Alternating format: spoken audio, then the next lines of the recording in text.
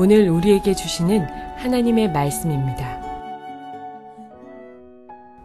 바로가 요셉에게 이르되 내가 꿈에 나일 강가에 서서 보니 살찌고 아름다운 7 암소가 나일 강가에 올라와 갈밭에서 뜯어먹고 그 뒤에 또 약하고 심히 흉하고 파리한 7 암소가 올라오니 그같이 흉한 것들은 애굽 땅에서 내가 아직 보지 못한 것이라. 그 파리하고 흉한 소가 처음에 7 살찐 소를 먹었으나 먹은 듯 하지 아니하고 여전히 흉하더라. 내가 곧 깨었다가 다시 꿈에 보니 한 줄기에 무성하고 충실한 7 이삭이 나오고 그 후에 또 가늘고 동풍에 마른 7 이삭이 나더니 그 가는 이삭이 좋은 7 이삭을 삼키더라. 내가 그 꿈을 점술가에게 말하였으나 그것을 내게 풀이해 주는 자가 없느니라. 사랑하는 성도 여러분, 평안하셨습니까? 오늘도 주님께서 주시는 말씀을 통하여 복된 하루를 열어가시기 바랍니다. 오늘 우리에게 주실 하나님의 말씀은 창세기 41장 17절에서 24절 말씀입니다. 사람들은 일반적으로 반복하는 것을 싫어합니다.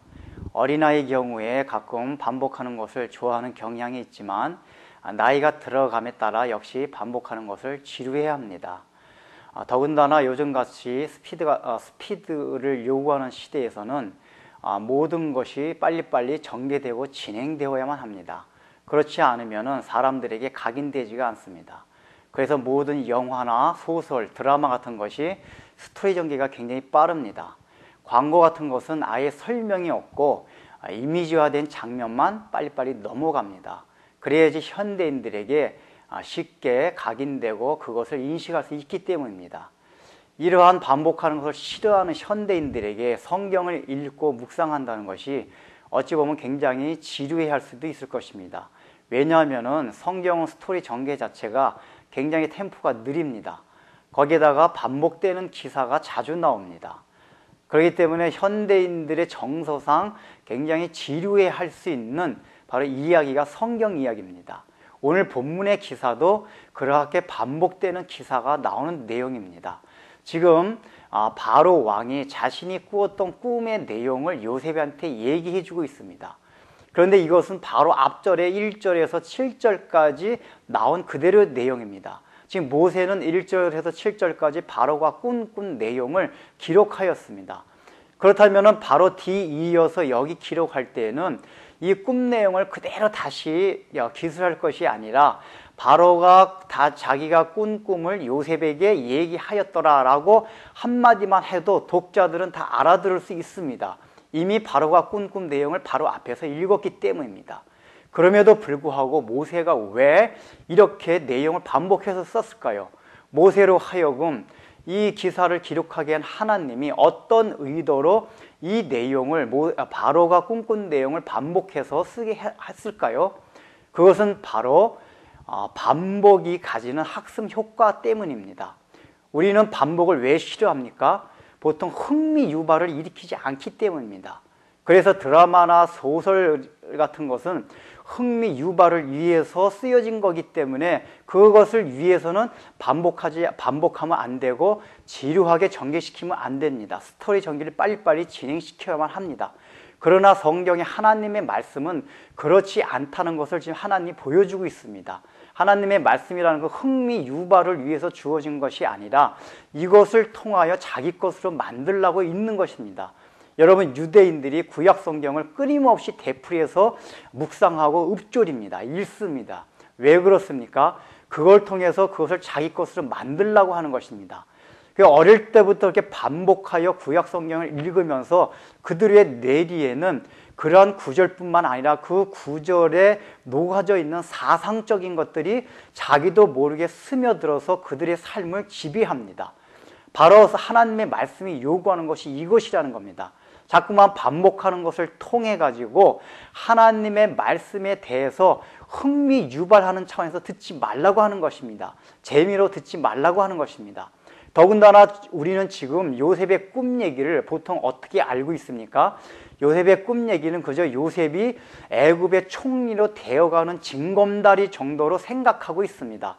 그러나 지금 하나님께서 이 꿈 내용을 다시 한번 적은 것은 그저 이 꿈 자체가 요셉이 총리로 되기 위한 중간 과정이나 징검다리 정도의 역할만 하는 것이 아니라 이 꿈 내용 자체도 굉장히 중요하다는 것을 말해주고 있습니다.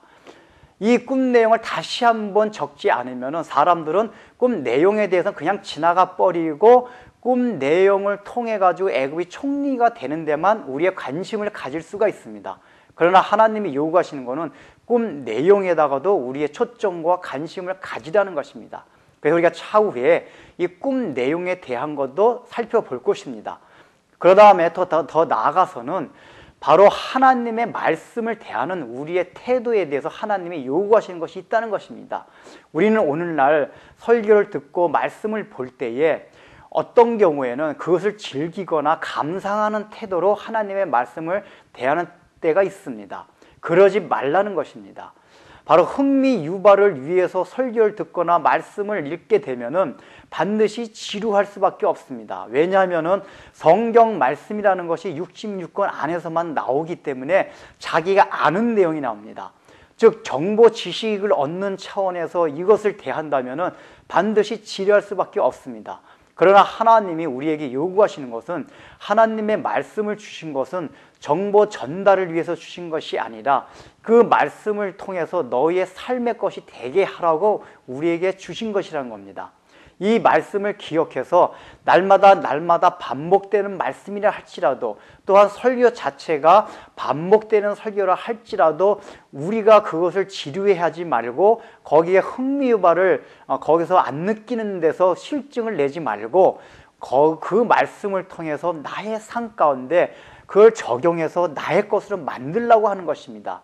하나님의 말씀이 주어지는 목적 자체가 우리의 삶에서 날마다 하나님의 말씀이 동행하기 위해서 주어진 것이라는 것입니다.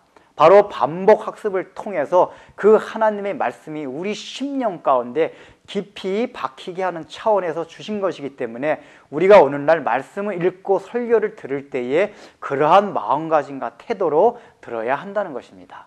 기도하겠습니다. 하나님 아버지, 우리들은 오늘날 말씀을 대할 때에 어떤 때는 그것을 감상하고 즐기는 태도를 가지고 설교를 듣거나 말씀을 읽을 때가 있습니다. 그러한 태도를 읽게 되면 얼마나 그것이 지루하고 우리에게 흥미 유발을 일으키지 못합니까? 하나님의 말씀이 주어진 것은 그것 때문에 주어진 것이 아니라 이 말씀을 통하여 우리의 삶 가운데 삶이 변화되고 우리의 심령이 변화되며 그 말씀이 나의 것으로 되기 위해서 주신 것이라는 것을 우리 마음에 각인하고 하나님의 말씀은 늘 반복되어져야 한다는 그 인식을 가지고 하나님의 말씀이 세상의 드라마나 영화나 소설 같은 것이 아니라 참으로 반복되는 것을 통하여 영적으로 주는 그러한 효과를 우리가 생각하면서 하나님의 말씀을 대하게 하여 주옵소서. 예수님의 이름으로 기도드립니다. 아멘.